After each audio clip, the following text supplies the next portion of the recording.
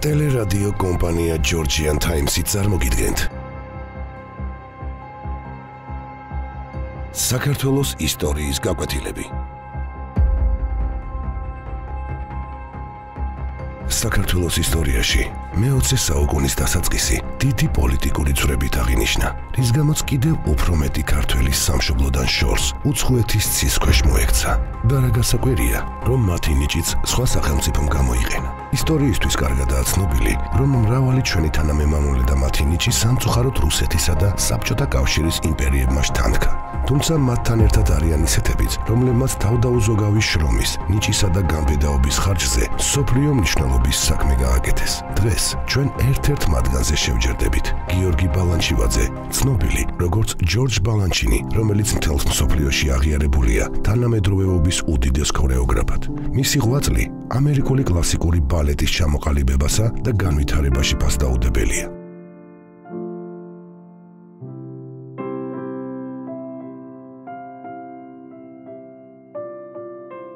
1950-იანი წლების ბოლოს ჟურნალ ამერიკაში, რომელსაც საბჭოთა მკითხველისთვის რუსულ ენაზე გამოსცემდნენ, ჯორჯ ბალანჩინთან ინტერვიუ დაიბეჭდა.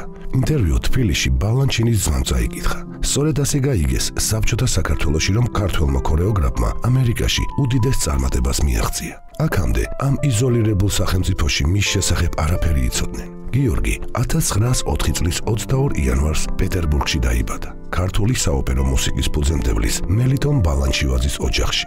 მელიტონს გიორგის გარდა კიდევ ორი შვილი ჰყავდა, თამარი და ანდრია.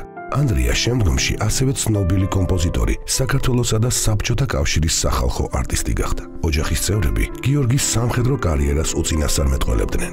ცხოვრება კი თურმე მას სულ სხვა ხვედრისთვის ამზადებდა.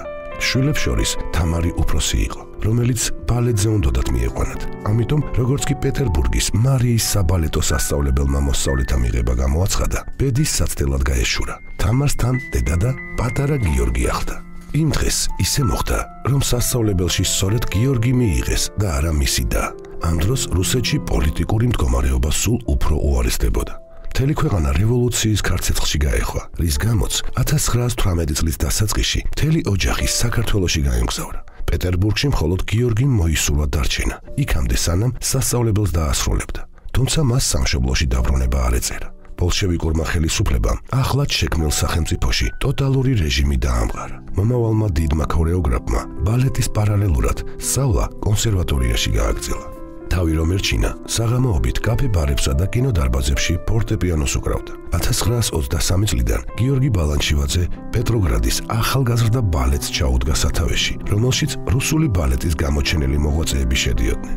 მალე ცხადი გახდა, რომ საბჭოთა ხელისუფლებისთვის გიორგი ბალანჩივაძის შემოქმედება მიუღებელი იყო, რადგან მასში კაპიტალისტური სულისკვეთება უფრო ჩანდა ვიდრე სოციალისტური. 1924 წელს გიორგის ცხოვრებაში უმნიშვნელოვანესი რამ მოხდა. ახალგაზრდა საბალეტო ჯგუფს ევროპულ ტურნეში გამგზავრების უფლება მისცეს. დასი გერმანიაში გაემგზავრა.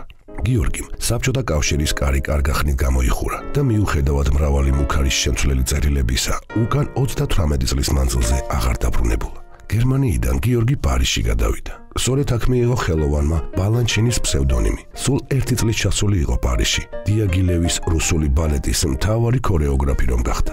სამწუხაროდ, მალე მან ფეხის მძიმე ტრავმა მიიღო. ამის შემდეგ პარიზის პრესამ მას ხელმოცარული არტისტი უწოდა, მაგრამ მხოლოდ ბალანჩინმა იცოდა, რომ სცენიდან არ უნდა ჩამოსულიყო. ტრავმის მიღების შემდეგ მთლიანად პედაგოგიურ საქმიანობაზე გადაერთო.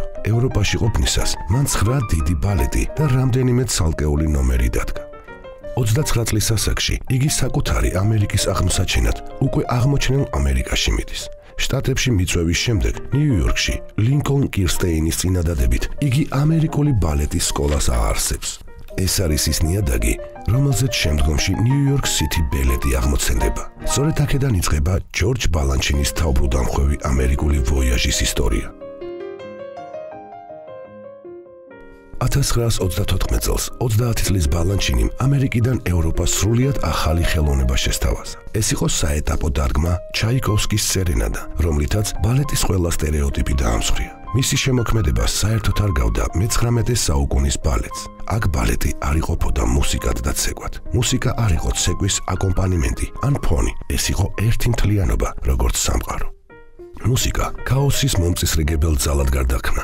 მე მინდოდა, რომ ადამიანის სხეულის მოძრაობის სილამაზე, ნახაზის სისუფთავე და პლასტიკური გამომსახველობა გამეხადა დაუვიწყარი, რომ ბალეტი ყოფილიყო არა соуსი, ან საწებელი სხვა რაიმე კერძისთვის, არამედ სრულუფლებიანი ხელოვნების აბსოლუტურად დამოუკიდებელი სახეობა, ამბობდა ბალანჩინი. რამდენიმე წელიწადში ის ბროდვეის საუკეთესო ქორეოგრაფი და მსოფლიო ბალეტის ვარსკვლავი გახდა. მას 100-ზე მეტი საბალეტო სპექტაკლი აქვს დადგმული ბუენოს-აირესის, კოპენჰაგენის, ლონდონის, მილანისა და სხვა ქალაქების თეატრებში. მათ შორის ყველაზე წარმატებული ჩაიკოვსკის მაგნატუნა აღმოჩნდა, რომლის შესრულება ამერიკის შეერთებულ შტატებში საშობაო ტრადიციად იქცა. ქორეოგრაფები და ცეკვის ექსპერტები აღნიშნავდნენ, რომ ჯორჯ ბალანჩინიმ ჩაიკოვსკს ქართული ელემენტები დაამატა და ბალეტის სუფთა ნაციონალური მოძრაობებით გაამდიდრა, რაც უპრეცედენტო მოვლენაა საბალეტო ისტორიაში. თავდაპირველად, ბევრმა არ იცოდა გიორგის წარმომავლობის შესახებ. ამიტომ მოგვიანებით ყველა ინტერვიუში აცხადებდა, რომ ის იყო ქართველი და ამით უსაზღვროდ ამაყობდა. როგორც ჯორჯ ბალანჩინის მეგობრები იხსენებდნენ, მას ნიუ-იორკის ბინა სავსე ჰქონდა ქართული ნივთებით. ინახავდა ჩოხასა და ხატებს. აღდგომის ბრწყინვალე დღესასწაულს კი კვერცხების შეღებითა და საკუთარი ხელით გამომცხვარი პასკით აღნიშნავ. 1960-იან წლებში, როცა საბჭოთა კავშირსა და დასავლეთს შორის ჩამოფარებულმა რკინის ფარდამრღვევა დაიწყო, გიორგი ბალანჩივაძე რამდენიმე ათწლეულის შემდეგ პირველად 1962 წლის შემოდგომაზე საკუთარ საბალეტო დასთან ერთად ჩამოვიდა საქართველოში. ეს ყოფილ საბჭოთა კავშირში მისი პირველი ვიზიტი იყო. საქართველომდე გასტროლები ჩაატარა კიევში, მოსკოვსა და ლენინგრადში. სწორედ აქ შეხვდა გიორგი თავის 44 წლის უნახავ ძმას. საბჭოთა თბილისში ბალანჩინის საბალეტო დასის გამოჩენა ერთდროულად იყო მეხის გავარდნაც და ცისარტყელას აელვარებაც. გიორგიმ ქართველ მაყურებელს ბალეტი ფანფარები წარუდგინა, სადაც პოლოფონია და ქართული შტრიხები, როგორც მუსიკაში, ისე ცეკვასა და კოსტიუმებში შეუიარაღებელი თვალითაც შეიმჩნეოდა. საინტერესოა, რომ სამშობლოში ჩამოსვლისას ჯორჯ ბალანჩინიმ ძმასთან ერთად მოიარა მთელი დასავლეთ საქართველო. სამშობლოდან ამერიკაში დაბრუნების შემდეგ კი განაცხადა: მე ვიგრძენი თავი ქართველად. ჯორჯ ბალანჩინის დასი საქართველოში მეორედ 10 წლის შემდეგ 1972 წელს ჩამოვიდა და როგორც წინა ჯერზე ამჯერადაც დიდი წარმატება ჰპოვა თბილისში. თავად გიორგი 1983 წელს გარდაიცვალა და ნიუ-იორკის ოკლენდის სასაფლაოზეა დაკრძალული. მას არ ჰყოლია შვილები. მთელ ენერგიასა და ენთუზიაზმს საკუთარ საქმეს ახმარდა. სიცოცხლის ბოლომდე იგი თავაზიანი, ღირსეული და თავდაჯერებული ქართველი იყო, რომელმაც ანდერძის თანახმად მთელი ქონება თავის საბალეტო დასს გაუნაწილა. იმ დროს ამერიკულმა ჟურნალ-გაზეთებმა, რომლებიც რთულად თანხმდებოდნენ ხოლმე ერთმანეთში ბალანჩინი ერთხმად აღიარეს მე-20 საუკუნის ერთ-ერთ საუკეთესო ხელოვანად. მისი სახელის უკვდავსაყოფად ბროდვეიზე ლინკოლნ ცენტრამდე არსებულ პატარა ქუჩას, სადაც ნიუ-იორკ სითი ბალეტი მდებარეობს, ბალანჩინის გზაქვია. ასევე საყურადღებოა, რომ პლანეტა მერკურიზე ერთ-ერთ კრატერს მისი სახელიც კი დაარქვეს. ადრე თუ გვიან, ჩემს სპექტაკლებს დაივიწყებენ, მაგრამ ხალხს ყოველთვის ვემახსოვრები როგორც მასწავლებელი, იმიტომ რომ მე ვასწავლე ამერიკას ბალეტი. ეს სიტყვები ეკუთვნის გიორგი ბალანჩივაძეს, ქართველს, რომელმაც გასული საუკუნის 30-იან წლებში საბალეტო ხელოვნება ოკეანის გაღმა ჩაიტანა და დაამკვიდრა. არავინ იცის საქართველოში რომ ეცხოვრა, იქნებოდა თუ არა ისეთი დიდი, რომ მისი შემოქმედება მთელი მსოფლიოს კუთვნილება გამხდარიყო. ამაზე მისი უმცროსი ძმის, არაჩვეულებრივი ქართველი მუსიკოსის, ანდრია ბალანჩივაძის ცხოვრება და შემოქმედებას დაგვაფიქრებს.